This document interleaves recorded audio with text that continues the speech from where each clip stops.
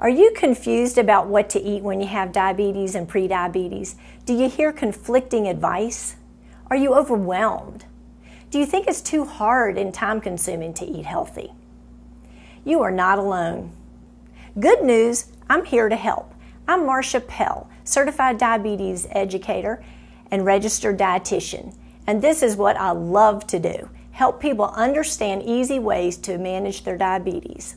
Today, I'm going to show you a super easy way to plan meals and enjoy your food that involves no counting calories, carbohydrate, or anything else. It includes nourishing foods that will help you to manage your diabetes, your blood pressure, and your cholesterol. It's called the Diabetes Plate Method. It's healthy for your whole family, so you don't have to make separate meals. You can eat the same foods you're used to. I'm telling you, it is easy. First, I'll explain the plan. Then I'll show you how to make a few healthy and delicious meals. Here's how it works. Foods are put on the plate based on which food group they are in. Each food group takes up a certain portion of the plate. Start with a 9-inch plate, not a platter. On a quarter of the plate, you put anything that used to walk, swim, or fly. Foods like beef, chicken, pork, shrimp, fish, possum, squirrel. The healthiest cuts are lean without much fat. Eggs and cheese are also in this group, since they're similar by having protein and fat and not much carbohydrate. On another quarter of the plate, you put starches. This group includes starchy vegetables like potatoes, any color, corn, peas, and beans. The beans and peas that are starchy are those that you take out of the pod and just eat the beans or peas, like lima beans, kidney beans, but not green beans. The other foods in this group are grains. Think of grains and anything made out of grains. Wheat, so it would be wheat bread, crackers, pasta, and also rice, oats, quinoa, cereal, barley. It's recommended that at least half of your grains be whole grain. Whole grains are less processed and contain more nutrients and fiber. The second half of your plate holds your non-starchy vegetables. All vegetables besides the starchy ones go here. There are many choices: carrots, broccoli, peppers, onions, cabbage, squash, just to name a few. Non-starchy vegetables are high in nutrients and low in calories. There are two other food groups that don't fit on the plate that should be included in every meal. The first is fruit. Any fruit is healthy for you. It could be canned, frozen, or fresh. The right portion is a small dish. This ramekin holds a half a cup, the perfect size. The last food group is dairy. This group includes yogurt and milk. Remember, cheese is in the meat group when you have diabetes. Low fat and fat-free are recommended. The yogurt can be regular or Greek. The recommended portion is 8 ounces of milk or 6 ounces of yogurt. If you choose flavored or fruit yogurt, light is best because it has less added sugars. There's one more type of healthy food that you should get every day, but there's not a place on the plate for it. You should have a small amount of healthy fats. Healthy fats are found in plant-based foods, nuts, seeds, and oils. Examples include olive oil, avocado, peanut, and other nut butters. Fatty fish, while not a plant food, is another source. Okay, let's review. The plate method works by having the 5 healthy food groups proportioned out on the plate in the right amount. Our diets should contain mostly plant-based foods full of antioxidants and fiber. When you look at this plate, you can see there is mostly plant-based foods, vegetables, starch, and fruit. The plate method limits the artery clogging saturated fat when you use the right portion sizes. This is a serving for milk, an 8-ounce glass. And the meat, notice, is on a quarter of the plate, not a half a plate. So you want to always limit your fats that come from animal foods as much as possible.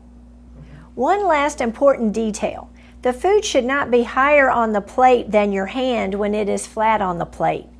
You're not supposed to stack it up as high as you can. Now I'm going to show you how easy it is to put a meal together using this method.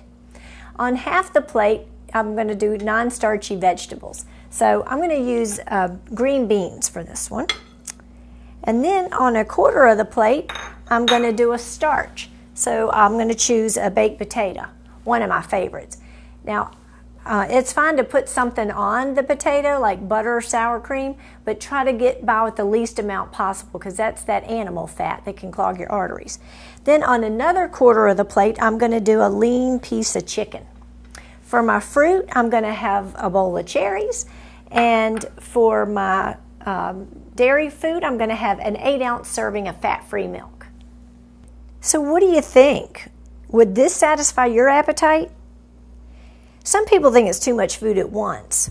If that's the case with you, just save the fruit or some part of the meal for later and have it as a snack.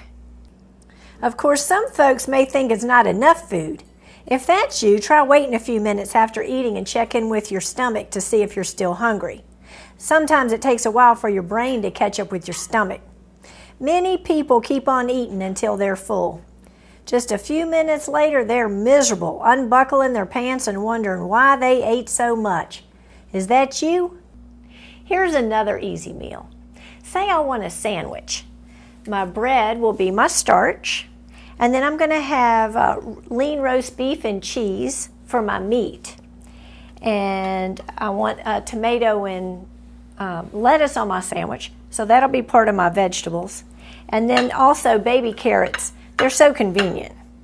But what I'm going to do is I just want to, make my sandwich out of it. So I'll put my meat and cheese there, my lettuce and tomato on my sandwich. Stack it back up. It's higher than my hand on the plate. That's okay. I'm going to have some yogurt and fruit. I'll have a banana. A perfect lunch, all the food groups. When you have mixed foods like spaghetti, you just need to think about what food groups does that cover and fill up that much of the plate. For instance, the spaghetti is going to be a quarter of the plate for the starch. And then the meat sauce, it's got the meat, so that'll be another quarter of the plate. But what I want to do today is mix the two together instead of having them separate. So I'm just going to have a half a plate of spaghetti and then the meat sauce on top. It could be any kind of meat sauce. This one has a ground turkey breast in it. So half a plate of spaghetti, and then on the other half I'm going to do my non-starchy vegetables. So I'm going to do a salad. Fill up half the plate. For my fruit, I'm going to have cantaloupe, and for my dairy, I'm going to have yogurt. So there's another meal with all 5 food groups. We all want dessert sometime, or an occasional splurge. You can do that even when you have diabetes. So this is a dish of chocolate ice cream. A half a cup is a good sized portion for any dessert. And the best way to do it is to trade it out for your fruit or your yogurt at one of your meals.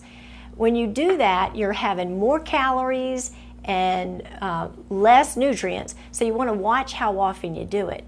But choose a dessert you really like and enjoy every bite. Eat it slowly and pay attention. Let me be clear.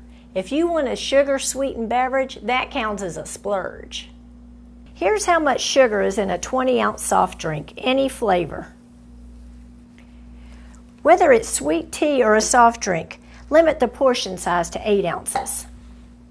The plate method is an excellent method for portion control, balance, and moderation. When you have diabetes, it's important to spread your carbohydrate consumption throughout the day and have consistent amounts.